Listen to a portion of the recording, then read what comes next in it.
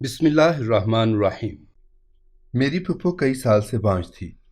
وہ مجھ سے بہت پیار کرتی اور مجھ سے ہر روز دعا کرواتی، کہتی میرے لیے دعا کرو کہ اللہ مجھے بھی بیٹا دے۔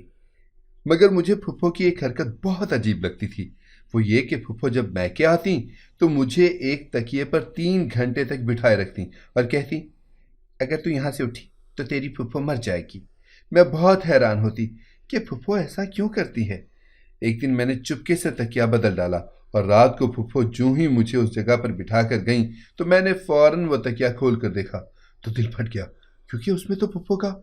آج میں جب اپنی سہیلی کے گھر سے واپس آئی تو پھپھو کو گھر میں دیکھ کر بہت خوش ہوئی تھی، لیکن پھپھو کو روتا دیکھ کر میری ساری خوشی غارت ہو گئی۔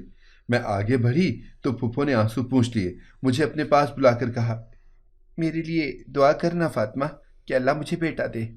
میں نے ہاتھ اٹھا کر بآواز بلند دعا کی، اے اللہ میری پھپھو کو چاند سا بیٹا دے دے۔ پھپھو مسکرانے لگیں۔ میری پھپھو کو اللہ پاک نے اوپر نیچے 3 رحمتوں سے نوازا تھا، مگر ان کی ساس کو تو پوتا ہی چاہیے تھا۔ وہ اپنے بیٹے کو پٹیاں پڑھا دیتی تو وہ پھپھو سے لڑ کر انہیں گھر سے نکال دیتے تھے۔ پھپھو مجھے اپنے ساتھ کمرے میں لے گئیں اور مجھے چاکلیٹ تھما کر بولا تم یہ کھاتی رہو اور اس تکیے پہ بیٹھی رہنا، جب پورے 3 گھنٹے ہو جائیں گے نا تو ہی یہاں سے اٹھنا، پہلے اٹھ جاؤ گی تو تمہاری پھپھو مر جائیں گی۔ ایک جگہ پر 3 گھنٹے بیٹھ کر میرے پاؤں سو جاتے تھے، مگر میں کیا کرتی، مجھے میری پھپھو کی جان بڑی عزیز تھی، اسی لیے میں وہاں سے نہ ہلتی۔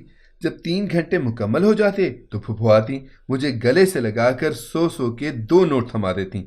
میں اتنے میں ہی خوش ہو جاتی تھی۔ مغرب کے بعد پھپھو کو بھائی ان کے گھر چھوڑ آتے تھے۔ یہ سلسلہ چلتا ہی رہتا تھا۔ میرا دل پھپھو کے لیے بہت دکھتا تھا۔ امی کی بھی پھپھو سے اتنی نہیں بنتی تھی، وہ بھی انہیں اپنے گھر میں رکھنا نہیں چاہتی تھیں۔ ابو جیسے ہی کام سے آتے امی ابو کے کان میں خسر پھسر کرتی، ابو بہن کے پاس جا کر بیٹھ جاتے، ان سے کہتے کہ شادی کے بعد عورت کا اصلی گھر تو اس کا سسرال ہوتا ہے، چل میری بہن آ تجھے میں تیرے گھر چھوڑاؤں۔ آج پھر ایسے ہی ہوا۔ میں امی کے پاس گئی، میری آنکھوں میں آنسو تھے۔ میں بولی امی اگر ہم پھپھو کو کچھ دن کے لیے اپنے گھر رکھ لیں گے تو کیا ہو جائے گا؟ اس طرح تو پھپھا کو بھی سبق حاصل ہو جائے گا نا کہ روز روز بیوی کو گھر سے نہیں نکالتے۔ میرا شوہر مجھے اگر گھر سے نکال دیا کرے گا تو کیا تب بھی ابو مجھے خود ہی میرے سسرال چھوڑایا کریں گے؟ امی نے میری طرف بڑے عجیب سے انداز سے دیکھا۔ وہ بولی تو زیادہ اپنی پھپھو کی سائڈ مت لیا کر، وہ عورت مجھے ایک آنکھ نہیں بھاتی۔ میں خاموش ہی ہو گئی تھی۔ کچھ روز بعد پھر سے پھپھو ہمارے گھر آئیں۔ امی سے رسمی دعا سلام کر کے میرے پاس آ کر بیٹھ گئیں اور مجھے تکیہ دے کر بولیں میری بیٹی اس پر بیٹھ کر میرے لیے دعا کرو، اللہ مجھے بیٹا دے۔ عجیب بات یہ تھی کہ وہ تکیہ ننھا سا ہی تھا جس پر میں بآسانی بیٹھ جایا کرتی تھی۔ پھپھو تکیہ اپنے ساتھ اپنے گھر سے ہی ایک بڑے سے شاپر میں چھپا کر لاتی تھی۔ نہ جانے وہ ایسا کیوں کرتی تھی، مگر میں نے ان کی بات ہمیشہ کی طرح مان لی تھی۔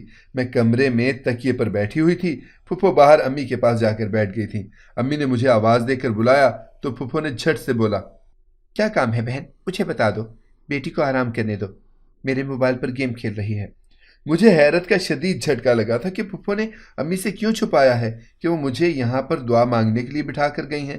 جیسے ہی 3 گھنٹے پورے ہوئے تو پھپھو میرے پاس آ گئیں۔ ان کی آنکھوں میں ڈھیروں آنسو تھے۔ انہوں نے مجھے سینے سے لگایا اور کہا تم تو میری جان ہو، تمہاری جیسی بھتیجی اللہ ہر کسی کو دے۔ وہ میری اس قدر مشکور تھیں کہ میں ان سے پوچھ ہی نہ پائی کہ انہوں نے امی کے ساتھ جھوٹ کیوں بولا۔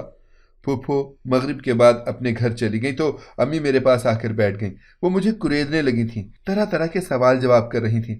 فاطمہ تیری پھپھو تجھے کیا کہتی ہے، کیسی باتیں کرتی ہے؟ میں نے بتا دیا۔ امی وہ مجھ سے بس دعا کے لیے کہتی ہیں۔ امی کو پھر بھی کچھ شک سا تھا، وہ پوچھنے لگی تم پھپھو کے موبائل سے کیا کرتی ہو، اپنی کسی سہیلی کو فون کرتی ہو یا کیا؟ مجھے یاد تھا اس دن پھپھو نے امی سے کہا تھا کہ میں ان کے موبائل میں گیم کھیلتی ہوں، اس لیے میں نے وہی بات کہہ دی۔ امی کے چہرے سے فکر کے بادل کچھ کم ہوئے تھے، پھر وہ بولیں بیٹا شادی سے پہلے تمہاری پھپھو کا کردار ٹھیک نہیں تھا، تمہاری پھپھو نے ہماری بڑی رسوائی کروائی تھی۔ مجھے اچھا نہیں لگتا جب وہ آتی ہے تو تم دونوں گھنٹوں بیٹھ کر باتیں کرتی ہو۔ مجھے ڈر ہے کہ کہیں وہ میری سیدھی سادھی بیٹی کو بھی اپنے چال چلن نہ سکھا دے، اسی لیے ڈرتی ہوں۔ اگلی بار جب تمہاری پھپھو ہمارے گھر آئیں گی نا تو تم میرے پاس ہی بیٹھی رہنا۔ میں نے حامی بھر لی تھی۔ لیکن میں خود بڑی حیران سی تھی کہ آخر میری پھپھو نے ایسا کیا کیا تھا کہ امی کو وہ اچھی لگتی ہی نہیں تھی۔ پھر پھپھو بھی مجھے تکیے پر 3 گھنٹے کے لیے بٹھا کر رکھتی تھیں۔ امی سے بھی وہ جھوٹ بول دیتی تھی کہ میں گیم کھیل رہی ہوں۔ یہ سب باتیں کافی پریشان کن تھیں۔ اگلے دن میں کمرے میں بیٹھ کر ظہر کی نماز پڑھ کے پھپھو کے لیے دعا کر رہی تھی کہ اللہ انہیں بیٹا دے دے، جب میں صحن سے امی اور پڑوسن کے بولنے کی آواز پر چونک گئی۔ ہماری پڑوسن امی سے کہہ رہی تھی، ہاں جناب، سنا ہے تیری نند کے گھر میں بیٹا نہیں ہوتا، پھر اس کا شوہر بھی آئے روز اسے گھر سے نکال دیتا ہے۔ میرا دل بڑا دکھتا ہے کہ میں نے کسی طرح وہ راز سب سے چھپا کر رکھا ہے۔ کبھی کبھار تو جی چاہتا ہے کہ تمہاری نند کو بتا ہی دوں کہ تمہارے گھر بیٹا کیوں نہیں۔ ہماری پڑوسن کو امی نے ڈانٹ کر چپ کروا دیا۔ بس کر بہن، وہ سب کچھ تمہارا ہی سکھایا ہوا تھا، اگر تم نے کچھ کیا تو بدنامی تمہاری ہی ہوگی۔ امی کی باتیں سن کر میری آنکھیں بھیگ گئی تھیں۔ کیا امی اور ہماری پڑوسن نے کچھ ایسا کیا تھا جس کی وجہ سے پھپھو کے ہاں بیٹا نہیں ہو رہا تھا، یا بات کچھ اور ہی تھی؟ میری سمجھ میں کچھ بھی تو نہیں آ رہا تھا۔ میرا دل امی سے بدگمان ہو گیا تھا۔ میں نماز پڑھ کر سو گئی۔ امی مجھے اٹھانے آئیں تو میں نے ان کی ایک نہ سنی۔ میں مغرب کے وقت ہی اٹھی، تب تک ابو بھی کام سے آ چکے تھے۔ میں باہر جانے لگی تھی جب ابو امی سے باتیں کر رہے تھے۔ وہ بولے، حجرہ، کان کھول کر میری ایک بات سن لو۔ ہم نے جو کچھ بھی میری بہن رضیہ کے ساتھ کیا ہے وہ فاطمہ کو پتہ نہیں چلنا چاہیے۔ وہ بہت معصوم ہے، اس کے ذہن پر برا اثر ہوگا۔ پھر یہ بھی تو ہو سکتا ہے نا کہ وہ سب کچھ اپنی پھپھو کو بتا دے۔ ہم کیا منہ دکھانے کے قابل رہ جائیں گے اس کو؟ میں حیران رہ گئی، کیا ابو بھی امی کے ساتھ مل کر پھپھو کو دھوکہ دے رہے ہیں؟ مجھے بہت دکھ ہوا تھا۔ میرا جی چاہا کہ میں بھاگ جاؤں یہاں سے جہاں سبھی منافق لوگ ہیں۔ میں سارا دن چپ چاپ ہی رہی تھی۔ میرے گھر والے میری اداسی کی وجہ پوچھ پوچھ کر تھک گئے، مگر میں نے انہیں کوئی جواب نہیں دیا۔ اگلے روز جب پھپھو آئی تو میں ان سے گلے لگ کر رونے لگی۔ امی اور پھپھو دونوں ہی حیران رہ گئی تھیں۔ میں نے پھپھو کا ہاتھ تھام لیا اور انہیں اپنے ساتھ اپنے کمرے میں لے گئی تھی۔ وہ میرے رونے کی وجہ پوچھنے لگیں تو میں ٹال گئی۔ پھپھو بھی کافی عجلت میں تھیں، اس لیے انہوں نے میرا مزاج بہتر ہوتا دیکھ کر مجھے جلدی سے تکیے پر بیٹھ جانے کا کہا۔ میں تکیے پر بیٹھ گئی تو پھپھو مجھ سے ڈراموں کی باتیں کرنے لگی تھیں۔ امی نے اچانک کمرے میں چھاپا مار دیا۔ مجھے اور پھپھو کو باتیں کرتے دیکھ کر وہ مطمئن ہو گئی تھیں، لیکن مجھے تکیے پر بیٹھا دیکھ کر ڈانٹ دیا۔ نیچے اترو، تمہیں نہیں معلوم ایسے تکیے پر نہیں بیٹھا کرتے؟ میں نے کچھ کہنے کے لیے منہ کھولا ہی تھا کہ پھپھو نے مجھے تنبیہی نظروں سے دیکھا۔ میں خاموش ہو گئی، لیکن امی کے جانے کے بعد میں نے پھپھو سے پوچھا، آپ مجھے کیوں ہر روز اس تکیے پر بٹھا دیتی ہیں؟ پھپھو بولی، بیٹا مجھے لگتا ہے کہ اس تکیے پر بیٹھ کر جو بھی دعا کی جائے وہ ضرور قبول ہوتی ہے۔ تم معصوم بھی ہو، چھوٹی بھی ہو، اسی میں تم سے اپنے لیے دعا کرواتی ہوں۔ میں نے کہا، ٹھیک ہے پھپھو۔ پھر جب مغرب کی اذان ہوئی تو پھپھو ایک بار پھر سے اپنے گھر چلی گئی تھی۔ آج جمعرات کا دن تھا۔ میں نے نوٹ کیا کہ پھپھو ہر جمعرات ہمارے گھر آتی ہیں۔ نہ جانے اس میں کیا مصلحت تھی۔ خیر، میرا دماغ ہر وقت امی، ابو اور پھپھو کی باتوں کی طرف لگا رہتا تھا۔ میری امی بڑی شکی مزاج تھیں۔ انہوں نے نہ تو مجھے موبائل رکھنے کی اجازت دی تھی، نہ ہی انہیں میرا کہیں آنا جانا اتنا پسند تھا۔ پہل تو مجھے سمجھ نہیں آتی تھی کہ وہ ایسا کیوں کرتی ہیں، لیکن پھر آہستہ آہستہ میں سب باتیں سمجھنے لگی۔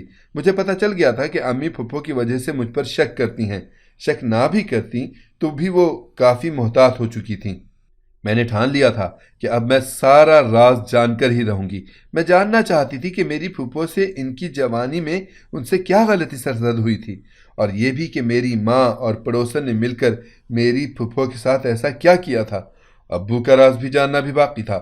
میں نے ایک بات نوٹ کی تھی کہ میری پھپھو ہر جمعرات کے دن ہمارے گھر آتی تھیں۔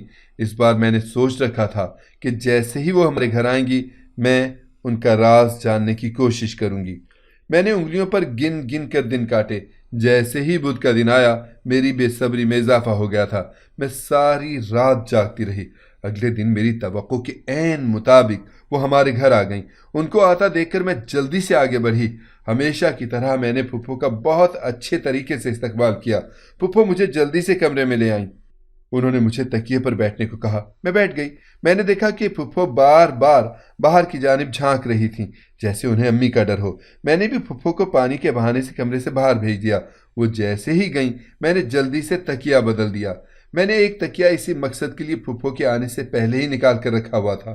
وہ جیسے ہی باہر گئیں میں نے پھپھو کے تکیے کا غلاف اپنے گھر کے تکیے پر چڑھا دیا اور اس پر میں بیٹھ گئی۔ پھپھو کا لایا ہوا تکیہ میں نے الماری میں چھپا دیا تھا۔ پھپھو پانی لے کر آئیں تو مجھ سے باتیں کرتی رہیں۔ یوں ہی 3 گھنٹے گزر گئے تو پھپھو اپنے گھر چلی گئیں۔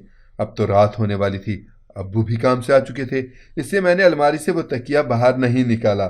میں نے سوچ لیا تھا کہ جب ابو کام پر جائیں گے اور امی کسی پڑوسن کے گھر جائیں گی تو میں تکیہ کھول کر دیکھ لوں گی۔ وہ ساری رات بھی میں نے جاگ کر گزاری تھی۔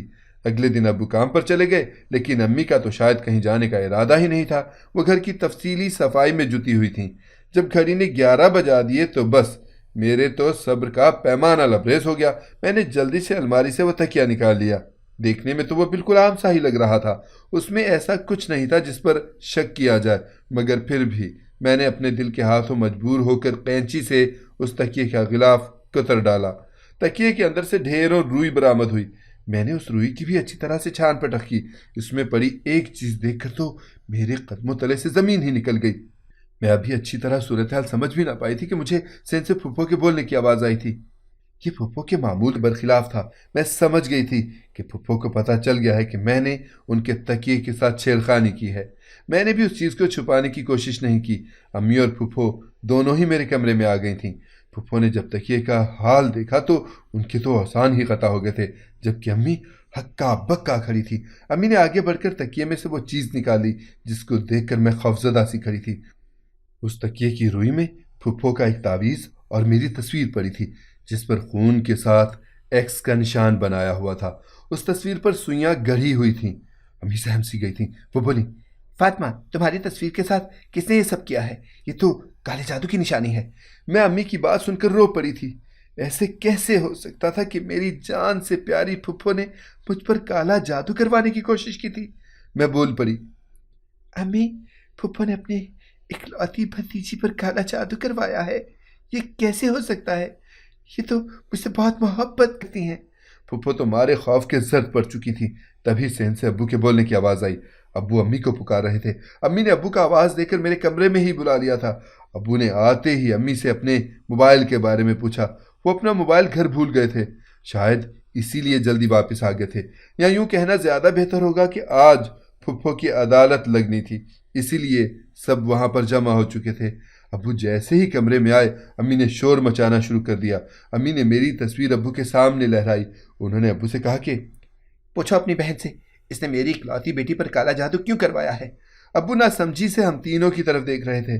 ابو کے چہرے پر اضطراب کے گہرے بادل چھائے ہوئے تھے۔ وہ اپنی بہن رضیہ کی جانب بڑی حیرت سے دیکھ رہے تھے۔ پھر وہ امی سے مخاطب ہوئے اور بولے، یہ کیا معاملہ ہے؟ پھپھو بولی، میں سب سچ بتاتی ہوں۔ پھپھو کی آنکھوں میں مجھے بہت سفاکیت نظر آئی۔ ایسا لگتا تھا جیسے ان کا سچ سب کچھ بہا کر لے جائے گا۔ رشتے، ناطے، پیار، محبت، خلوص، جذبات، سب کچھ۔ پھپھو بولی، بھیا شادی سے پہلے میں بد کردار تھی نا؟ نہ جانے اس بات کی خبر میرے شوہر تک کیسے پہنچ گئی کہ میرے گھر کے پاس جو لڑکا رہتا ہے اس کے ساتھ میرا تو چکر تھا۔ پھر میری 3 بیٹیاں ہو گئیں۔ بیٹا مجھے اللہ نے دیا کوئی نہیں۔ میرا شوہر تو میرا دشمن بن گیا۔ اس کو بیٹا ہر حال میں چاہیے تھا، نہیں تو وہ مجھے طلاق دے دیتا۔ آپ خود ہی سوچیں، میں طلاق کر جاتی بھی کہاں؟ بھابھی تو مجھے اس گھر میں ایک پل کے لیے بھی برداشت نہیں کرتی۔ میں ایک پیر سائیں کے پاس گئی تھی، اس نے مجھے ایک تعویذ دیا۔ وہ تعویذ مجھے پیر سائیں دے کر بولا تھا کہ تمہارا مسئلہ بہت بڑا ہے، یہ کالے جادو سے ہی حل ہونے والا ہے، کیونکہ تمہارے ہاتھ میں بیٹے کی لکیر نہیں ہے۔ یہ لکیر تمہیں کسی کنواری کم عمر لڑکی کے ہاتھ سے چرانی پڑے گی۔ اسی لیے پیر سائیں نے مجھے کہا تھا، ایک کم عمر لڑکی کی تصویر میرے پاس لے کر آؤ۔ اس نے اس تصویر پر کالا جادو کرنا تھا۔ مجھے فاطمہ سے بہتر اور آپشن کوئی نظر نہیں آیا۔ میں فاطمہ کی تصویر پیر سائیں کے پاس لے کر گئی۔ پیر سائیں نے کہا، یہ تصویر ایک تکیے میں سی دو، پھر اس تکیے پر اسی لڑکی کو بٹھانا ہے جس کی یہ تصویر ہے۔ یاد رکھو، یہ عمل 3 مہینے تک چلنا ہے۔ ہر جمعرات کو یہ عمل کرنا ہوگا۔ اسی لیے میں ہر جمعرات کو آپ کے گھر آتی، فاطمہ کو 3 گھنٹے کے لیے اس تکیے پر بٹھا دیتی تھی۔ اب صرف 3 جمعراتوں کا ہی عمل باقی رہ گیا تھا۔ نہ جانے اس کمبخت فاطمہ نے یہ تکیہ کیوں کھول ڈالا؟ پھپھو کی بات سن کر میں تو بھاگ کر ابو کے سینے سے لگ گئی تھی۔ میں تھر تھر کانپ رہی تھی، رو رہی تھی۔ مجھے شدید خوف آ رہا تھا۔ میری حالت دیکھ کر امی بھی رونے لگی تھیں۔ ابو نے میرے سر پر ہاتھ رکھ کر مجھے تسلی دینے کی کوشش کی تھی۔ پھر وہ بڑی حیرت بھری آنکھوں سے پھپھو کی جانب دیکھنے لگے تھے۔ ابو بولے تو ان کی آواز بھی بھیگی ہوئی تھی، وہ بھی رو رہے تھے۔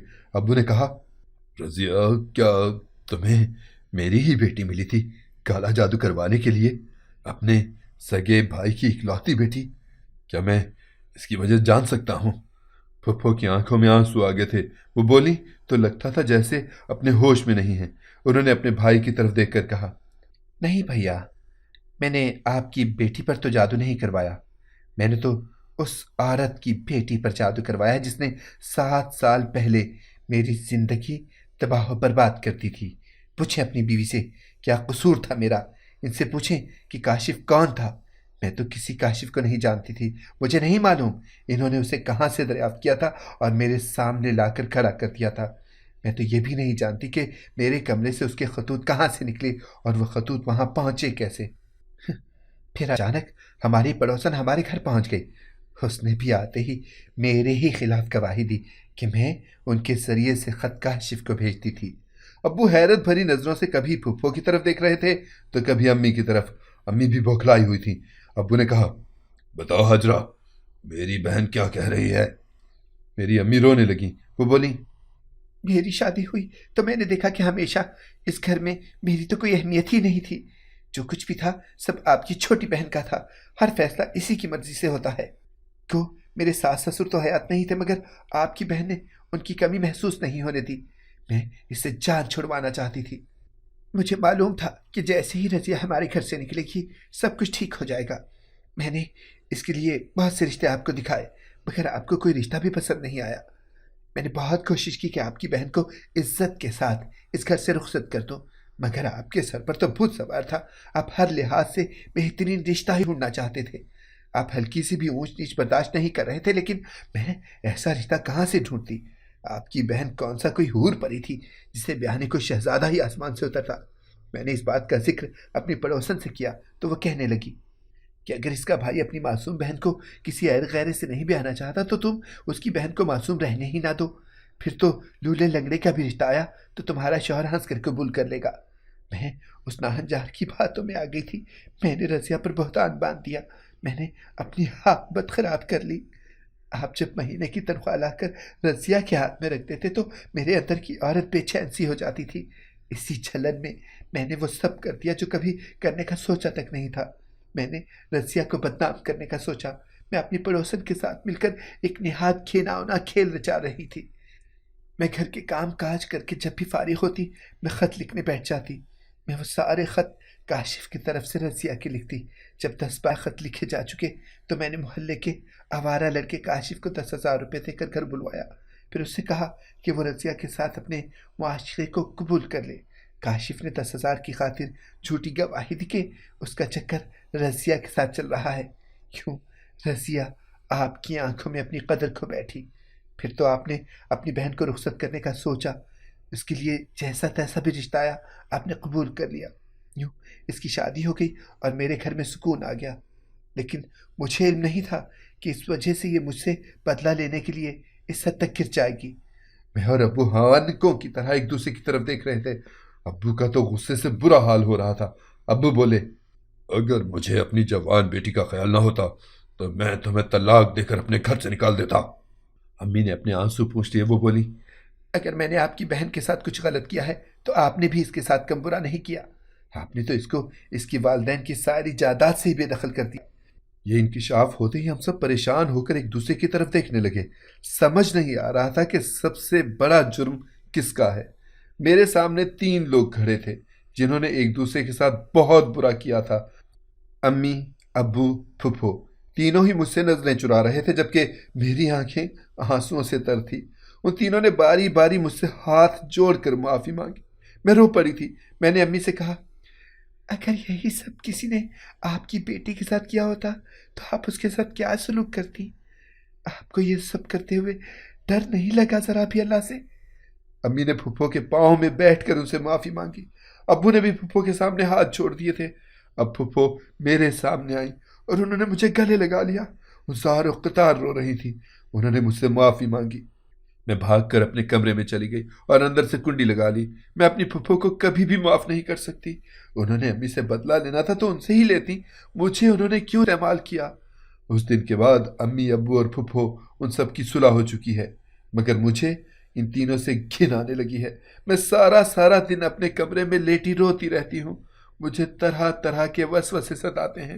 ابو مجھے مولوی صاحب کے پاس لے کر گئے تو انہوں نے بتایا کہ کالے جادو کا اثر ابھی اس بچی پر نہیں ہوا، اس لیے یہ بالکل ٹھیک ہے، مگر احتیاط کے لیے آپ ہر وقت آیت الکرسی پڑھا کرو بیٹا۔ انہوں نے مجھے تاکید کی، لیکن پھر بھی نہ جانے میرے دل میں خوف کیوں بیٹھا ہے۔ اب آپ ہی بتائیں میں اس خوف سے کیسے پیچھا چھڑواؤں؟ اگر آپ کو ہماری کہانی پسند آئی ہے تو اسے لائک کریں، شیئر کریں اور ہمارے چینل کو سبسکرائب کریں۔ اگلی کہانی تک کے لیے اجازت دیجیے۔ اللہ حافظ۔